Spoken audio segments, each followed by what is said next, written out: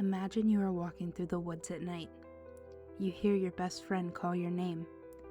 They are only about 30 feet away. But your friend is at home. You know that. So who or what is calling you? Today we're talking about one of the most terrifying legends to spread across Appalachia and the internet in recent years, the mimics. Creatures that don't just hunt you, they study you, they imitate you, and according to some people, they've gotten very, very good at it. What exactly is a mimic? One of the strangest things about mimics is that no one agrees on what they actually are. Unlike Bigfoot, or the Mothman, or even Ghost, this isn't one single story.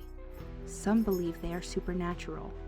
Others think they are creatures that have always lived deep in isolated forest.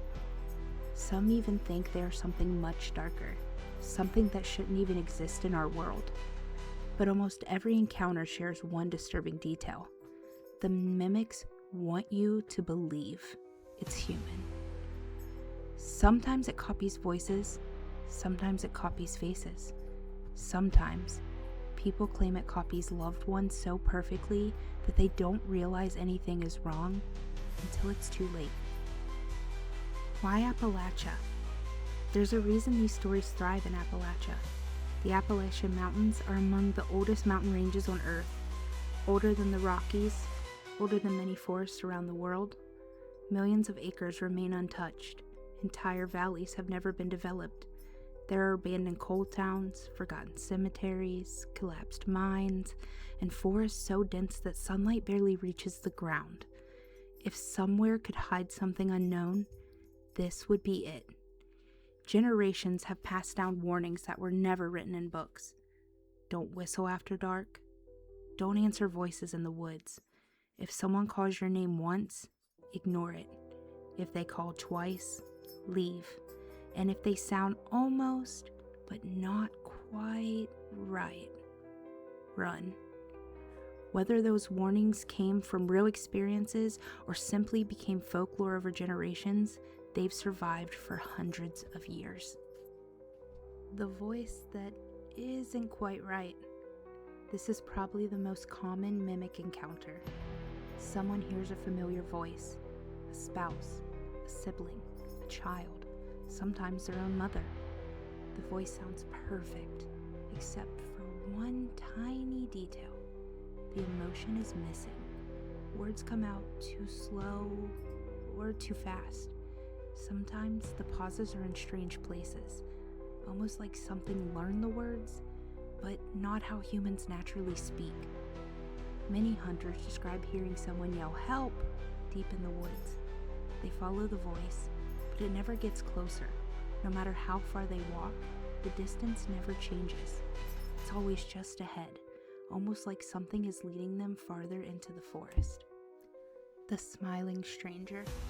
Another common report involves seeing someone standing perfectly still, usually near the tree line, sometimes on a back road, sometimes outside a cabin. Witnesses describe an ordinary-looking person, except they don't move naturally. Their posture is stiff, their head tilts too far, and then there's the smile. Not a friendly smile, a smile that's just too wide, too still. Like someone wearing the expression without understanding why humans smile.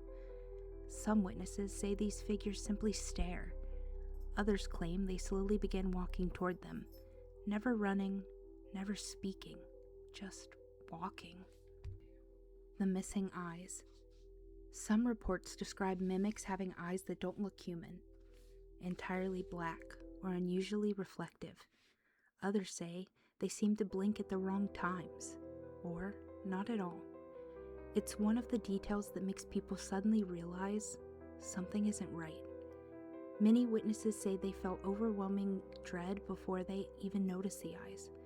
Like every instinct in their body screamed, "Leave now." Stories from campers. Campgrounds across Appalachia have no shortage of strange stories. One family claimed they heard their daughter laughing outside the tent. The problem? Their daughter was asleep beside them. Another camper reported hearing someone unzip their tent. When they looked, no one was there.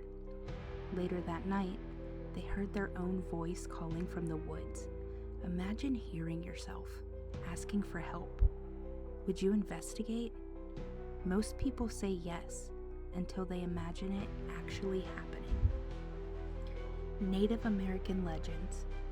Many people connect mimics with Native American stories. It's important to mention that different tribes have different beliefs. Not every legend refers to the same being. Some traditions speak of spirits capable of deception. Others warn against answering voices heard in the wilderness. Many of these stories were never meant for entertainment. They were warnings, lessons passed through generations to teach respect for nature and caution in isolated places. Because of that, it's important not to lump every indigenous legend together under the modern internet term mimic. The internet often combines completely separate traditions into one creature, when in reality, those stories have different origins and meanings. Could there be an explanation? Could fear explain some encounters? Absolutely. Our brains are incredible pattern recognition machines. In darkness, they fill in missing information. Wind can sound like whispers. Owls can sound remarkably human. Foxes scream like people. Bobcats, mountain lions, even elk have calls that sound almost supernatural. Sleep deprivation, stress, and isolation can all affect perception, especially in unfamiliar environments. That explains many stories, but not all, at least according to the people who've experienced them. The stories that refuse to go away. One of the reasons mimic stories fascinate people is how similar they are. People from different states, different decades, even different countries describe nearly identical encounters, a familiar voice, a figure that doesn't move correctly, an overwhelming feeling that something is pretending to be human. Coincidence? Shared folklore? Or something we've simply never identified? No one knows. If you ever think you've encountered one, folklore offers surprisingly consistent advice. Don't answer unfamiliar voices. Don't wander into the woods after strange sounds. Trust your instincts. If something feels wrong, leave immediately. Never investigate alone. And perhaps the oldest Appalachian rule of all, respect the woods. Whether you believe in mimics or not, the forest deserves caution.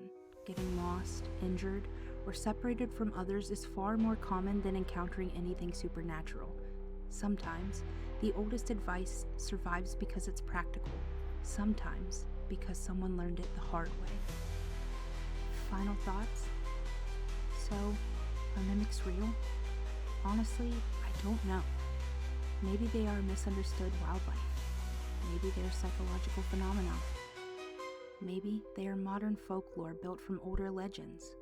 Or maybe, just maybe, there's something deep in the Appalachian Mountains that has spent centuries watching us, learning us, waiting until it can become us. And that's a much more unsettling thought than any ghost story. If you enjoyed tonight's episode, don't forget to like, subscribe, and follow Appalachian After Dark. Have you ever heard someone call your name when nobody was there? Do you have a strange story from Appalachia? Leave it in the comments or send it to me. Your story might be featured in a future episode.